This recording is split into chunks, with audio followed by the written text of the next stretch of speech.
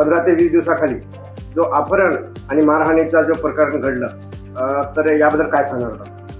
आणि यामध्ये जे पोलीस प्रशासन असेल ते कशा प्रकारे या ठिकाणी आपली चौकशी करत आहे किंवा याला काय नमस्कार करतो. नमस्कार.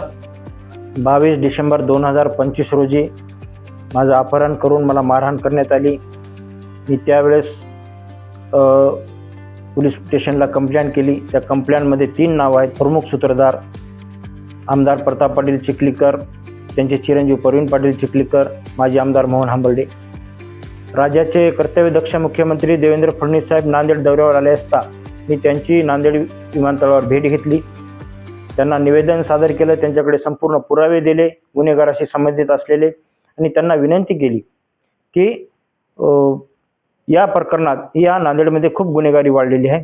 माझं 3रं अपहरण आहे. यापूर्वी संतोष वडवळेचं अपहरण झालं, गौरव कोडगिरीचं झालं. संतोष वडवळेची बोटं तोडण्यात आले, तलवारीनं मारहाण करण्यात आली, तेच आरोपी होते. गौरव कोडगिरीच्या प्रकरणात तेच आरोपी होते. माझ्या अपहरण प्रकरणात तेच आरोपी आहेत. या सगळ्यांच्या पाठीमागं मुख्य सूत्रधार आमदार प्रताप पाटील चिखलीकर आणि चिरंजीव त्यांचे आणि माजी आमदार मोहन हंबर्डे हे आहेत. हे मी जाहीर पुराव्यानिशी सांगतो. आणि माझ्या विनंतीचा मान ठेवला. मला नांदेड जिल्ह्यातील स्थानिकचे सर्व नेते होते विमानतळावर. आदरणीय माजी मुख्यमंत्री अशोकराव चव्हाण साहेब होते, तुषार राठोड साहेब होते. सर्व शिष्टमंडळाच्या समोर मी आदरणीय मुख्यमंत्री देवेंद्र फडणवीस साहेबांना विनंती केली की साहेब, मी जरी राष्ट्रवादीचा असलो तर गुन्हेगारी वाढलेली आहे, गुन्हेगारी कुठेतरी संपुष्टात आली पाहिजेत आणि या प्रकरणाची चौकशी SIT मार्फत व्हावी अशी मी विनंती केली. माझ्या विनंतीला आदरणीय देवेंद्र फडणवीस साहेबांनी मान देऊन तात्काळ आज या ठिकाणी SITची स्थापना झाली. खरं तर कर्तव्यदक्ष मुख्यमंत्री देवेंद्र फडणवीस साहेब, आदरणीय आमचे नेते अजितदादा पवार साहेब, आदरणीय एकनाथरावजी शिंदे साहेब आणि या राज्याचे माजी मुख्यमंत्री ज्यांनी मला संकट काळात साथ दिली ते आमचे आदरणीय अशोकरावजी चव्हाण साहेब, माझे गुरु आदरणीय कमल किशोर साहेब यांनी पहिल्यांदा मला हॉस्पिटलमध्ये येऊन भेट देऊन सहानुभूती दिली. या सर्व नेत्यांचं मी मनापासून आभार मानतो. आणि मला शाश्वती आहे की मी जरी कोण्या पक्षाचा असेल तर या प्रकरणात, या गुन्हेगारी प्रकरणात कुठलाही नेता गुन्हेगाराला पाठीशी घालणार नाही याची मला गॅरंटी आहे. कारण या आपल्या प्रकरणामध्ये पोलीस प्रशासन कशा प्रकारे आपल्याला सहकार्य करत आहे किंवा कशा प्रकारे या ठिकाणी शोध घेत आहे किंवा आपण पोलीस प्रशासनाला काय सांगणार? माझे पोलीस प्रशासनाला एवढी विनंती आहे की आदरणीय पोलीस अधीक्षक साहेब अविनाश कुमार जे आहेत, अपर पोलीस महानिरीक्षक जे IG साहेब आहेत, शहाजी उमाप साहेब आहेत, त्यांची भेट घेतली मी दोघांची. त्यांना विनंती केली.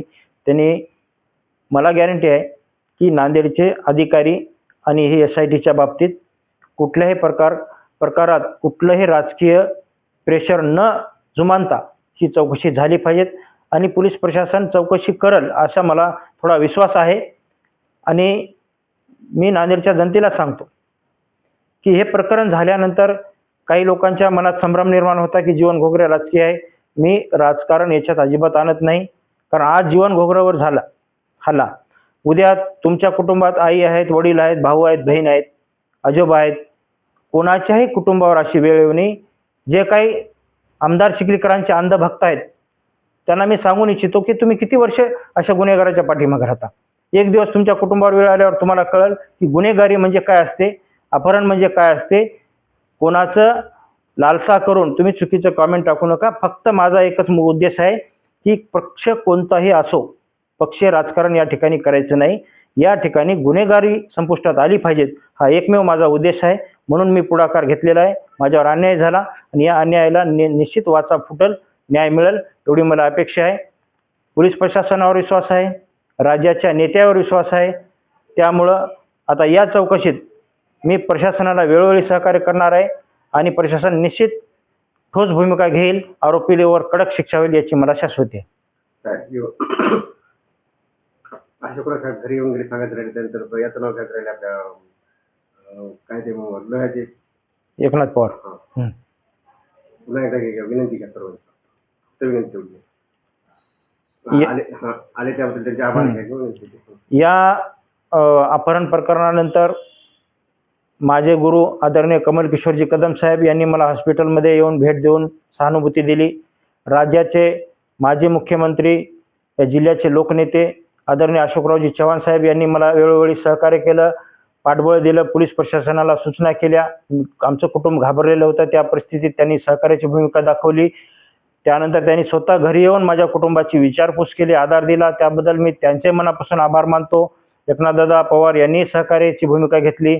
या जिल्ह्यातील बऱ्याच सर्व राजकीय पक्षाच्या नेत्यांनी सहानुभूती दाखवली, कारण गुन्हेगाराला कुठलाही राजकीय नेता पाठीशी घालत नाही. आता हा एकच आमदार आहे जो या गुन्हेगाराच्या याच्यात बरबडलेला आहे, रवलेला आहे. ते निश्चित प्रशासन त्याला बाजूला केल्याशिवाय, त्याच्यावर कडक शासन लावल्याशिवाय थांबणार नाही, एवढी मला गॅरंटी आहे.